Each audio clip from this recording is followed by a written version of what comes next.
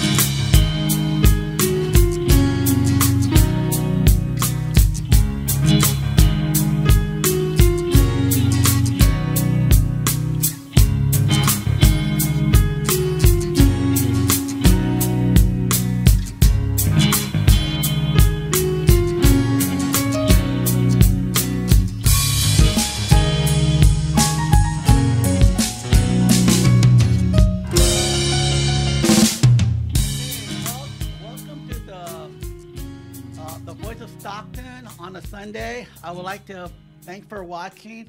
I would like to thank my broker, Richard Cervaso, for coming. He's the owner from Majestic Property Management. So he's here now to talk about service, what we serve our client. And pretty much he does 3 service, all at one service for selling property, rental property, and also do loan all at one in his company. So I have a great respect for this man. He gave me the opportunity to work for his company as a person with disability, and gave me the opportunity, gave me a chance to believe that I am teachable, and that way I could be part of the society and his business. And Richard has been a very, like a teacher, able to help and really improve your business. So thanks for coming, Richard, out of your busiest day on a Sunday. So I know you have other plans, but I know that I think this is, to me, I have a lot of respect for you and your business. And you do a lot of business within the community in Stockton. So go ahead. Thank you, Doug. Thank you for having me. Well, basically, I wanted to just give you background on myself. My name's Richard Travasos, and I'm a licensed real estate broker in California. We started Majestic actually when the real estate market was dropping significantly. If you remember years back, Stockton had a bad time with real estate crashing in value. And at that time, there was several investors that wanted to purchase rental property in Stockton. So we formed the company to fill that need. So the investors would come in and purchase rental properties at a low price. And then there was actually, it's an opposite world compared to today. But at that time, there was, you might say, a glut of vacant homes for rent. There was a lot of inventory, a lot of homes, and there wasn't really enough people to rent them all out. So the landlords were discounting their rent, offering incentives, like half-month free rent if you rent from me, that kind of thing. So at that time, it was like you might say for the landlord it was a bear market, but for the tenants they had the upper hand. Today, in 2018, November 2018, it's sort of the opposite situation. There's a very big shortage of rental properties right now, and a lot of the investors that purchased before are actually selling their properties And because they're selling their properties, there isn't much inventory for rentals, so it makes it very, very competitive. The tenants, unfortunately, are having to pay higher rents. Rents are going up very, very fast. And, you know, the new investors are far in between. There aren't that many people buying properties for long-term rental. So anyway, that's how it's changed over the years. Like I say, I've been in the business for 28 years, and I've seen good markets and bad markets and sideways market. Going back to when it was very, very bad, Majestic was fortunate enough to handle all the rental properties for Fannie Mae, which is a large banking entity that does loans. If at that time, around 2007, 2008, there was a lot of foreclosures. And if Fannie Mae foreclosed on a home that had a tenant living in the house, they looked to our company, Majestic Property Management, to manage the rental for Fannie Mae from Stockton all the way up to Sacramento.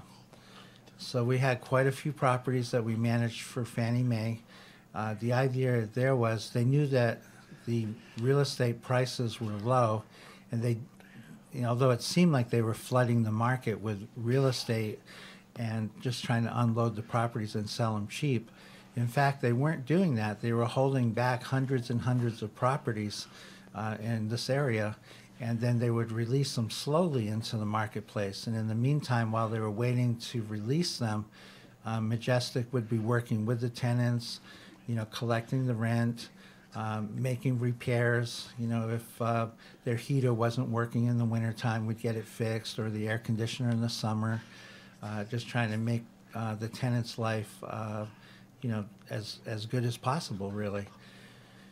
So anyway, that was a good account while it lasted, like I said, and then eventually real estate did come back. It took several years, maybe five, 6 years, and then Fannie Mae had released all of their properties, and they didn't have any more to rent, so we, you know, don't have their account anymore.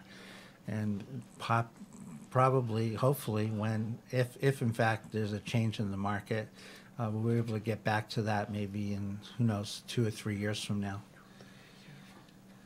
Oh wow! So so in other words, Fannie Mae had kind of disappeared to spend because they're Fannie Mae, Ginnie Mae, and they're Fannie Mac, right?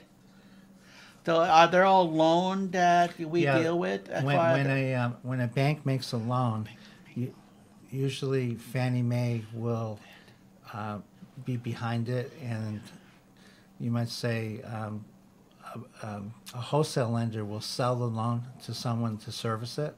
So at the time, Fannie Mae had a servicer, and we were the, like I say, the property manager for them. Okay. So so that's interesting. So that's how your company service started, right? We started at the worst economy in the middle of the foreclosures and short sales and all that stuff. And it was about 12 years ago. Okay. So the company's got a lot of history, a lot of experience in different situations. And for landlord owners, we actually offer 3 different programs. One program is basically just to find them a well-qualified occupant, a tenant that wants to rent the house. So we will advertise the property for rent. We have a website, and I guess I can give our website. Yeah, go ahead. Okay, it's well, if you just Google or look up Majestic Property Management in Stockton, the website is MY from mymajesticpropertymanagement.net is the website. And you'll also see that besides the Stockton office, we also have an office in Poway, California, which is in San Diego. What did they say? Poway. Poway. Okay. Poway. Yeah. Never heard of that city before. Yeah, it's in San Diego County. Okay. Near San Diego. Okay. And we have some business down there as well as Stockton, but Stockton's still our primary market right now. Okay. So far as moving to that, and we're focused on Stockton market. Yes. What are the basics that the company provide as far as owner program? You say that it's one-time management fee. There's a silver. There's a gold. So is there the percentage for owner? Yeah, can I explain those? Sure. Okay, so going back to finding the tenant only. Okay. So on that program, we will advertise the property and then show it to prospective tenants. And then once we take the applications, we find the best qualified tenant, and we will prepare the lease agreement for the owner, collect the rent and security deposit for the owner, and basically do a move-in inspection for the tenant, so they'll be sure the home's everything's working correctly. And after that's over, the whole file gets transferred or given to the landlord owner, and he will take over from there. So it's really just the services, finding someone, a tenant, when their home is vacant. So that's one of the things we do. We charge 5% of the value of a one-year lease in terms of the rent. So it's a 5% commission, and we do a one-year lease agreement for the owner and the tenant for that program. Okay. The next step up in service is what we call our Silver Plan. The Silver Plan includes everything of the program of finding the tenant. Of course, we have to advertise and show and screen the tenant applications and then find a good tenant. But on the Silver Plan, we offer a 6-month inspection program, which means for the landlord, we will enter the rental property every 6 months, and we have a checklist, and we want to check the smoke detectors, the carbon monoxide detectors, plumbing, heating, air conditioning. Basically, we talk to the tenant, ask them if there's anything not working. We want to make sure all the health, safety, and habitability issues are corrected. If there's any broken windows, we want to get those fixed. So on the Silver Plan, it's basically a less service but less expense for the landlord. It's the landlord's responsible for making their own repairs to the property.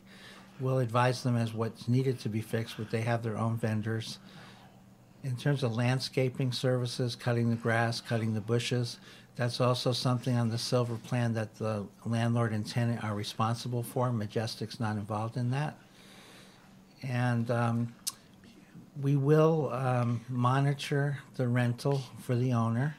And then when the lease is over, we'll talk to the tenant about renewing their lease agreement for another year. And if they want to stay at the property, we'll look at the rents at that time. Rent could be higher, could be lower, depending on the market. But whatever the market rent is at the time, we will enter into a new agreement for the lease for the tenant, and then the owner would have another year of management with us. So that's kind of the Silver Plan. By the way, the cost on that is an 8% management fee paid monthly. So it's $80 on every $1,000 of rent. And it's pay as you go. So as the rent comes in, that's when we get our management fee. Unlike some companies, Majestic only gets paid when we collect the rent. So if for some reason the rent wasn't paid, we don't get paid, like the landlord doesn't get paid, so we don't get paid. We do have late fees and other little fees that might be owed by the tenant if they pay late, but those fees go to the landlord, not to Majestic. Wow, that's a good information for the landlord to understand that our best interest is for the landlord as far as we create our service to them, not making profit out of them. That's pretty much it. Right. I mean, we only get paid a commission or a fee if we actually do something for the landlord or for the tenant, and we're not necessarily looking for generating a lot of cost. We have a lot of landlords that are retired and they have rental property, and they rely on that property to give them income in retirement. So, they don't want us to take the rent and spend it all on repairs or, different things. They're looking to receive a certain percentage of that money to live off of. By the way, just in that regard, there is a guideline that Fannie Mae uses for rental property, and that is 75% of the gross rent is typical for a landlord to receive on average for an average property. So that takes into account collecting the rent, making some repairs, maintaining the unit, that kind of thing. So if you have a rental property and you're only getting half of the rent, 50%, that means you have a rental that is bleeding cash. I mean, there's a lot of repairs, a lot of problems, a lot of evictions, costs. You might want to sell that property and move your money to a better property in a better location or a newer property.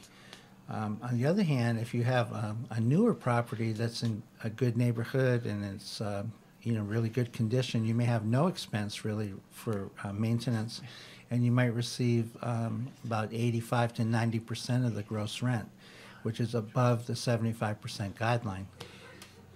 So, that's typical. I mean, we try to manage everyone's property the best we can, but most of our owners are around 85% of the gross rent is net rent to them.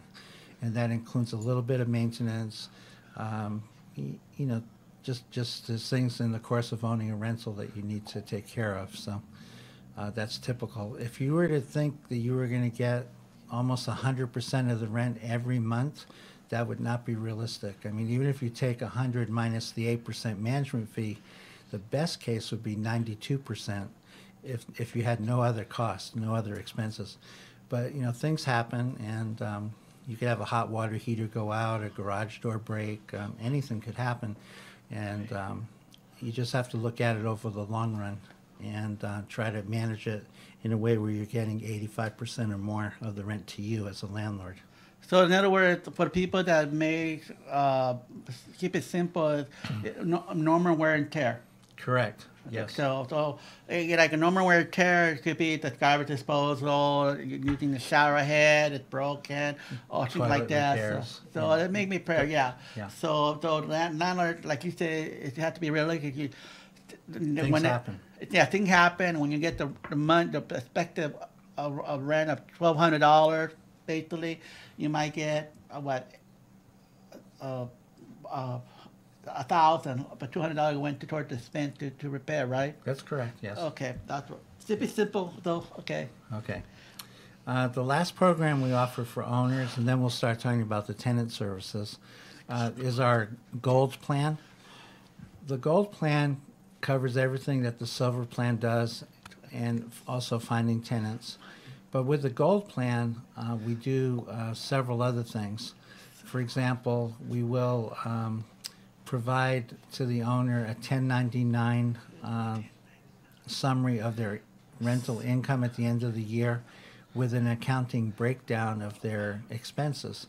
So we actually break out how much did they spend on plumbing, how much did they spend on electrical repairs, management fees, landscaping costs. It's all broken down, so it makes it easy for them to file their tax return. They just give that information to their accountant, and the tax return gets completed. Also on the Gold Plan, we will do move-in inspection and move-out inspection for the property. We take pictures of what we find. We also have forms, checklists that we would fill out. And that helps us when the tenant moves out of the property. We then have a picture database and forms completed showing the condition of the home when they moved in compared to when they move out. And that allows us to do what they call a disposition of deposit, which is a breakdown of how the deposit is released to the tenant when they move out. There might be carpet cleaning or house cleaning, maybe a small repair here and there if there's a broken window or something like that. but we have to do an accounting, and that's all done on the gold plan for our landlord owners. Landscaping service is another thing that we offer on the gold plan. With that one, we do our basic service is what we call edge, mow, and blow. So we will edge the grass near the sidewalk and driveway. Then we will mow the grass and cut it, like giving it a haircut, you might say. Okay. And then with the blower, they'll blow any clippings back onto the lawn so they can pick it up. We also can do leaf removal, like this time of year in the winter, a lot of leaves are falling.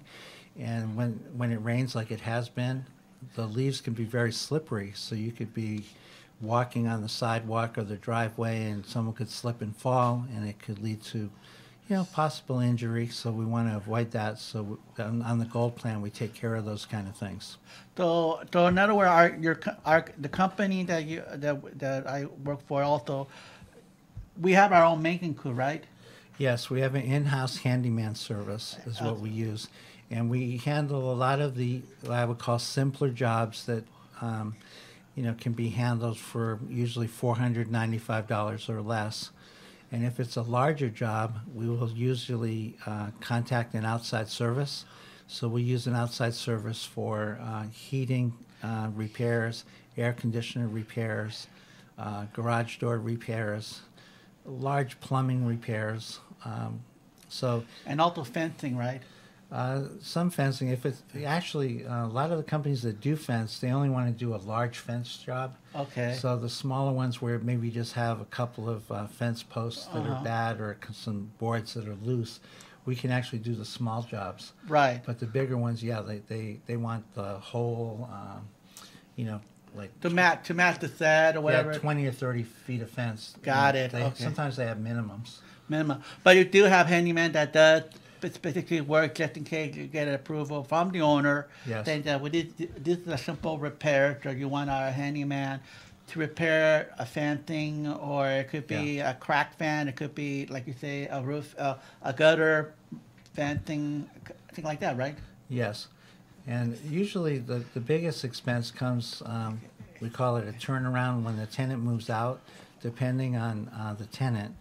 But the house could require some touch-up painting. It could require house cleaning, carpet cleaning, maybe a trip to the dump because they may have left some broken furniture or clothes, things like that.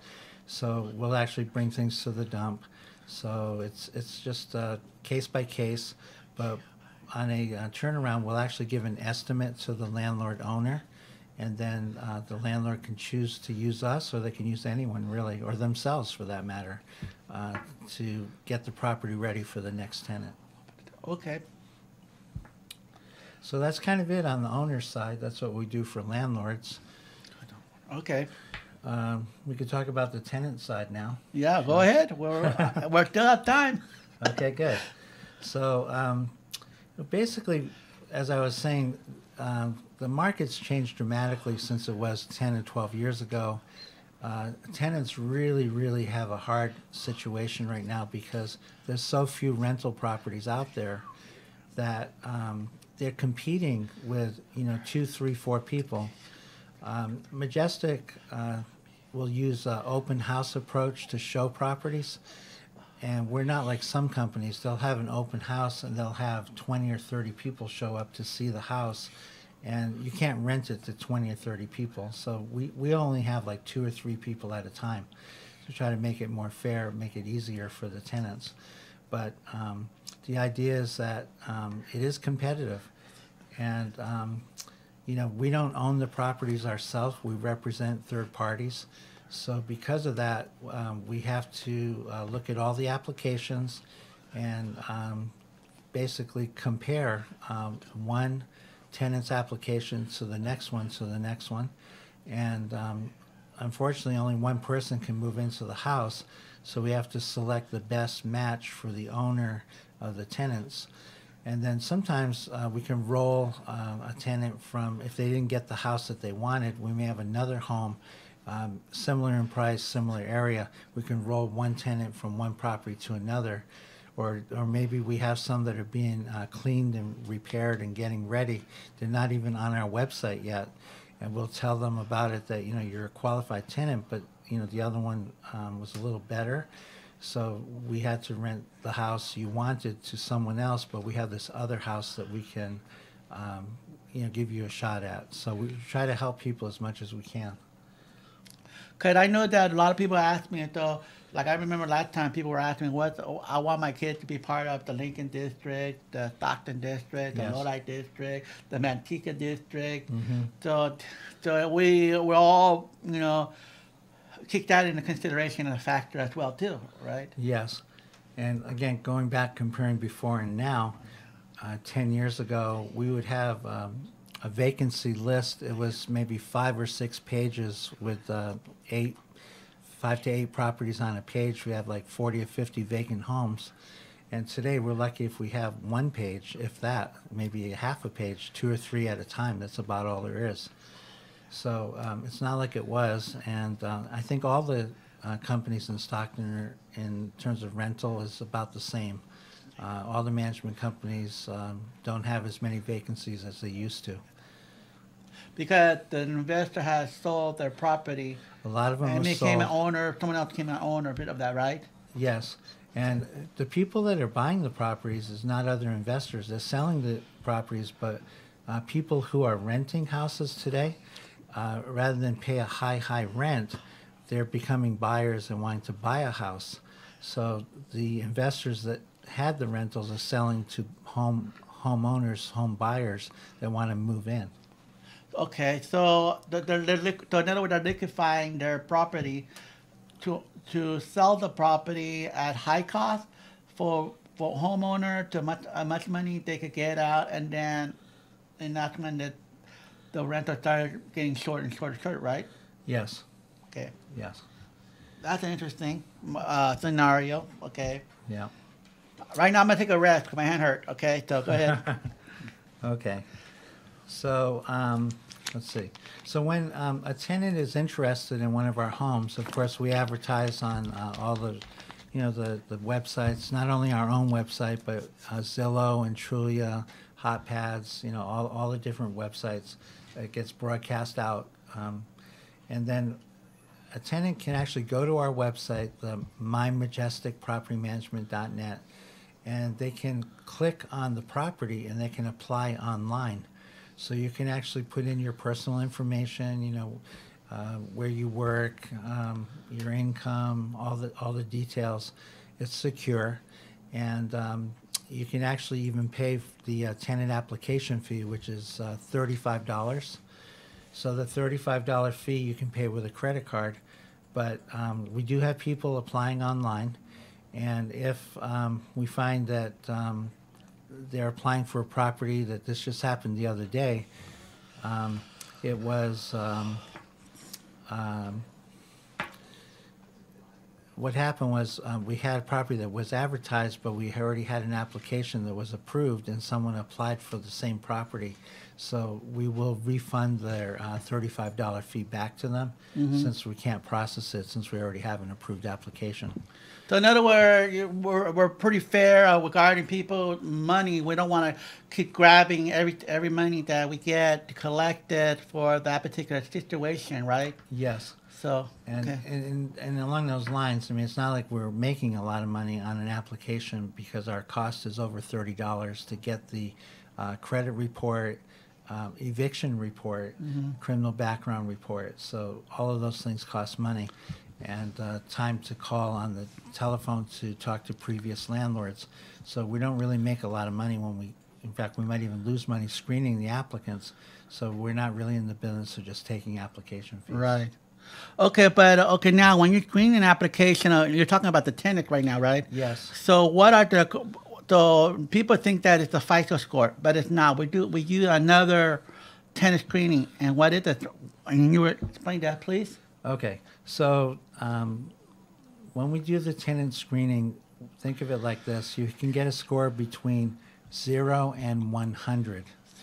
And it's like going to school. When you were in school, if you were an A student, then you probably got 90, 95 on your tests.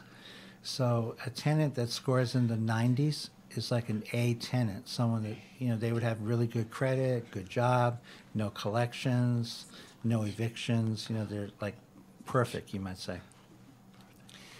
Someone who's like a B tenant would be someone that gets, like in school, a score of like 80, 85 on their tests.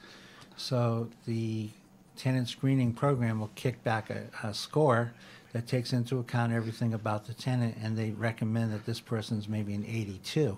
So that's a B tenant. And then we have a C tenant, which is 70 to 79. And anything below 70 would not meet our criteria. So that would be a tenant that would not be approved. So how that compares to like a FICO score or credit score, someone who's like got A credit and really good credit is someone with a 700 credit score or more. Someone who has a B or maybe C credit would be 640 credit score in terms of that, if you want to compare that. And someone that has below 70 or you might say bad credit might be someone with a credit score less than 580. So those persons would not be approved. Like I said, we don't own the properties. We have to represent other people, so we have to be pretty strict on our criteria.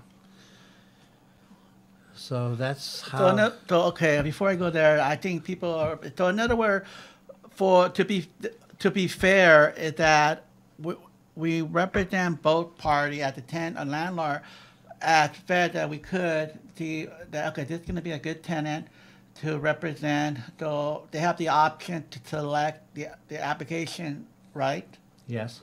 So whether they accept our recommendation, they could still have that particular tenant on record, or everything, any offer that we see goes to the tenant. I mean, the rent to the owner, right? Generally, we don't give the applications to the owners because Okay. they delegate to us the decision Got process. it. Okay. All right. Yeah. So, But I can say this, that like say someone that's brand new, say they're a student, they just got out of college or out of school, and this is the first time they're renting. They don't have much credit. They don't have anything good or anything bad. They just maybe have no credit. So sometimes what we can do is speak to the owner of the house, the landlord, and he might say, let's give this person a chance. We may have to have a larger deposit, the security deposit. So they may add $600 or worst case, maybe double the deposit to give the person a chance. And then they can get into the house. And if they make their payments for 1 year, 12 months on time, then they will refund back the larger part of the deposit back to the tenant. So they'd have our standard deposit is the same as the rental amount on the monthly rent. oh, that's good to know. That's good to know for people to know that. So let me ask you this. So I hear a lot of people. I don't know if it's a myth or thing like that. People are telling me, people that are looking for a rental, they say that they're doing anything illegal. I don't know what it is, but we have to follow the rule of the law and everything. They say that most people require three times the rent. Is that true? No, the largest deposit by California law is 2 times the monthly rent. Is the largest deposit that someone could ask for. Because a lot of people are saying that when they go to Tracy, they go to the Bay Area, they request 3 month rent. That's like almost Well, if you take 1 month's rent and then first and third. Okay, go ahead. no, well, it could be like three times the rent. Uh-huh. It could be the rent and then double deposit, which is 2 times the rent. Got it. Okay, that was the But they can't go for like 4 times the rent or 5 times the rent. That would be against the law. So another technical. So they have the technical way. So like you're saying, they have the rent, but they're saying that it's 2 times the deposit they want. Yes. But the first and last, then so that's 2 months of deposit, right? Yes, that would be right. But Majestic doesn't ask for the last month's rent. Generally, it's the first month's rent and 1 month's security deposit is what we normally ask for. Because we feel that if you're a good tenant and you're qualified, you would not want to pay that much money to move into a house.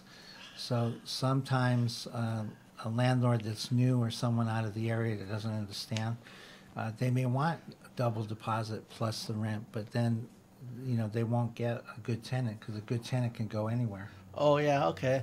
So in other words, they're like you say,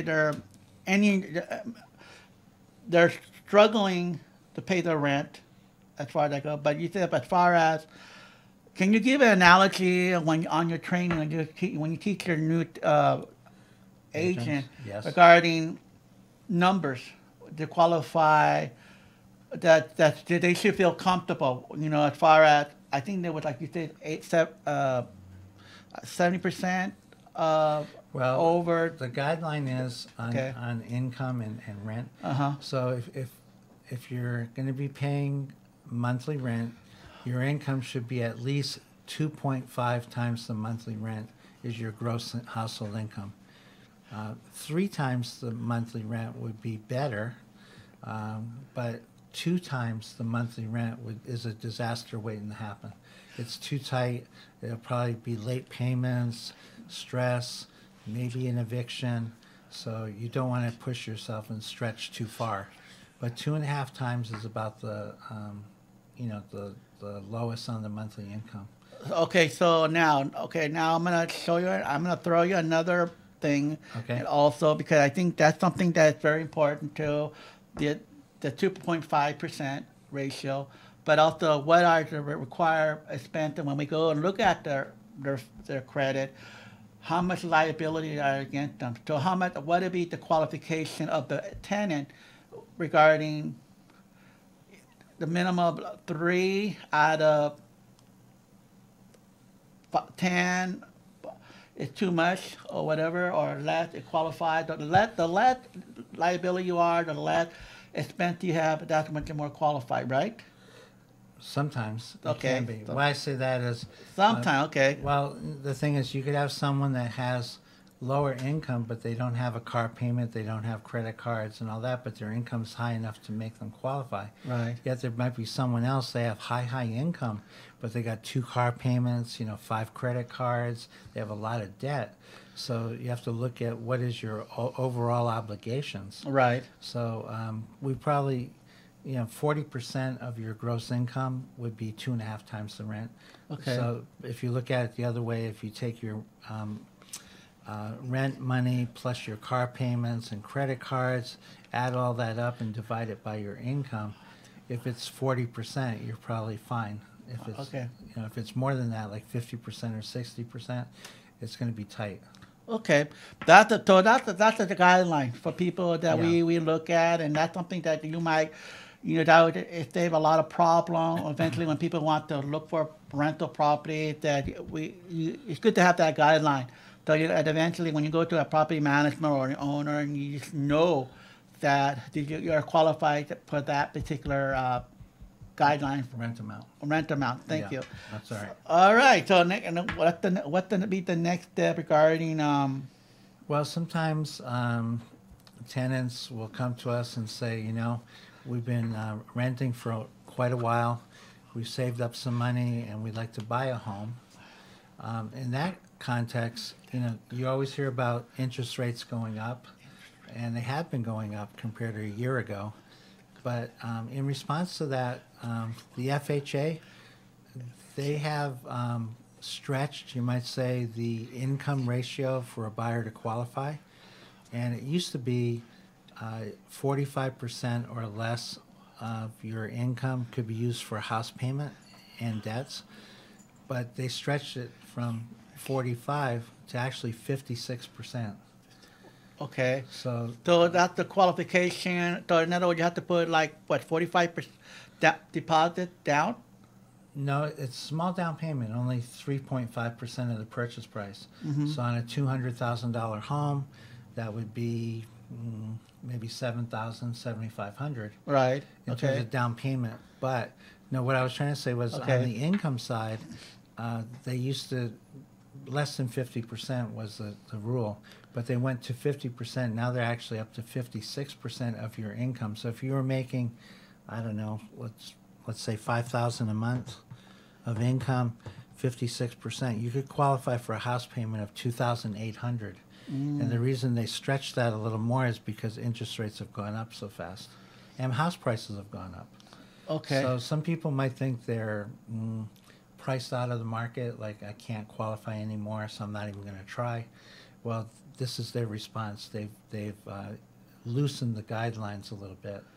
And if someone is in a position where they got a pretty good job where they generally get raises every year for a while, then their income's going to be going up, this would be a safe thing to do.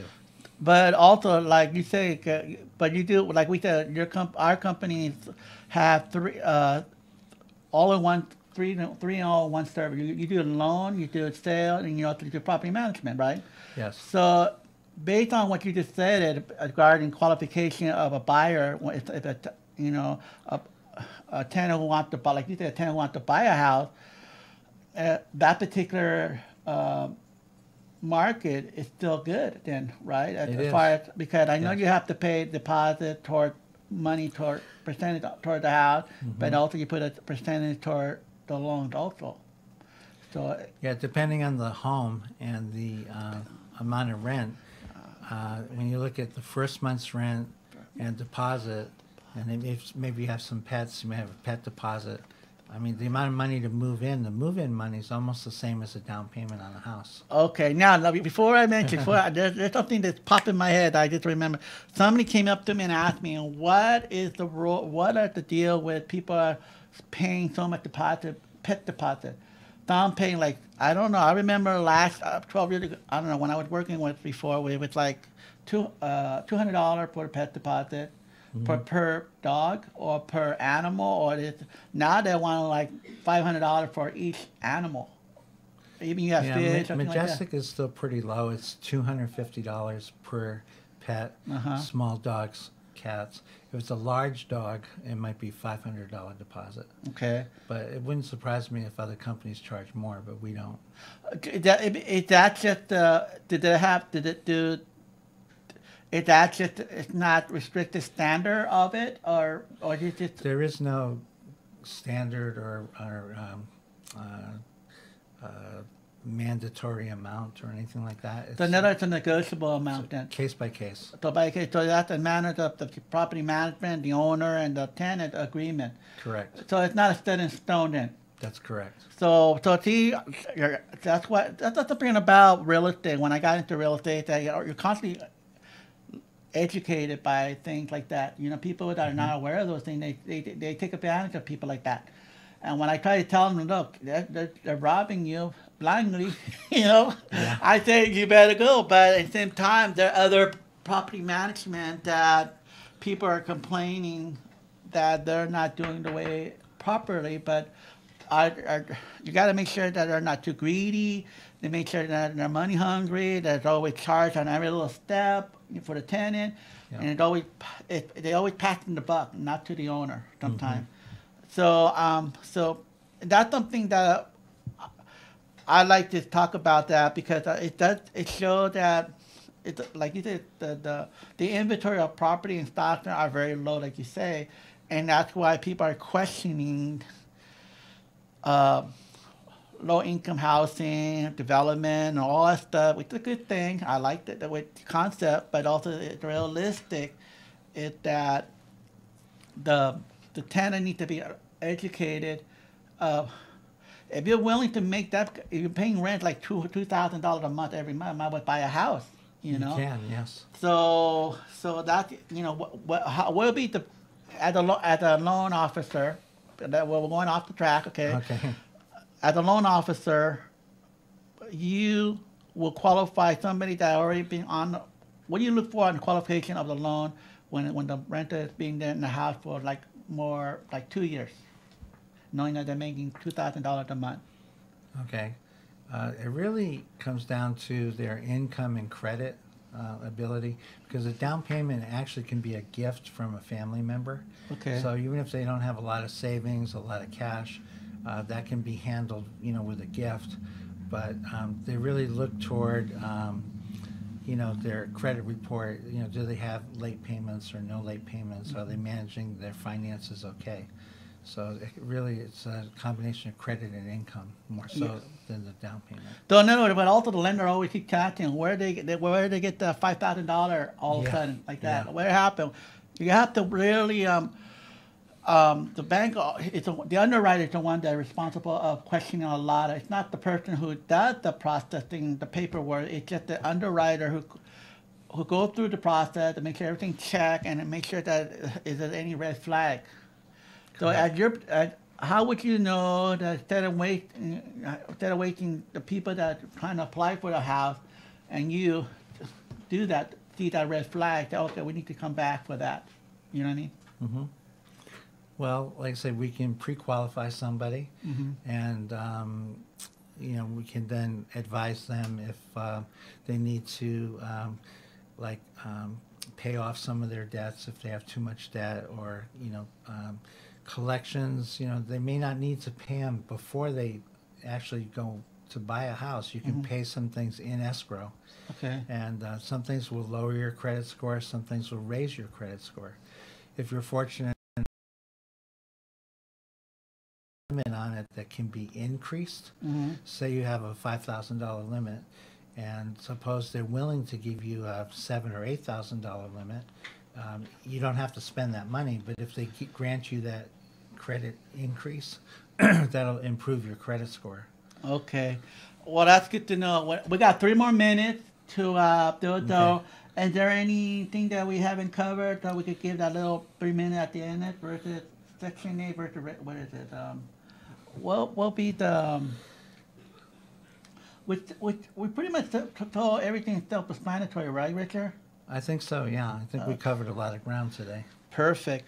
So right now, before at the end of the show, will you let people know that who you're a licensed realtor? Take your number and name, please. Yeah, my name again is Richard Travassos, and my California real estate license number is 01067276, and I've been licensed since 1990, so it's 28 years full-time as a realtor, property manager, that kind of thing.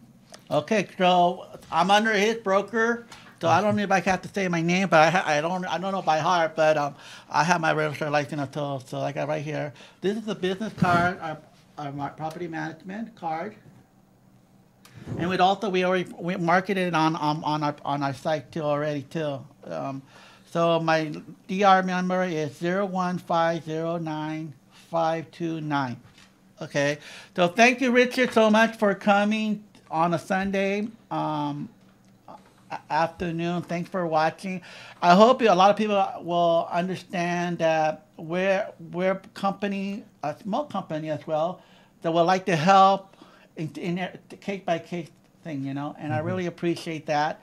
I like to work with Richard because Richard is very, the businessman and very knowledgeable on different experience what he does. So give him a call or give me a call, and hopefully we could help you find the house, to get the loan, and also rent out property, so contact me. How they get a hold of you? Oh, yes. My cell phone number is the best one. It's 209-518-3314. Great. Thank you so much for watching the visual show and the Voice of Stockton. Thank you so much for watching. I hope you have any questions. Don't hesitate to inbox me, or if I don't know the answer, I'll go to talk to Richard about it, and he will answer your question. Thank you so much, and have a great, awesome afternoon. Bye-bye. Okay.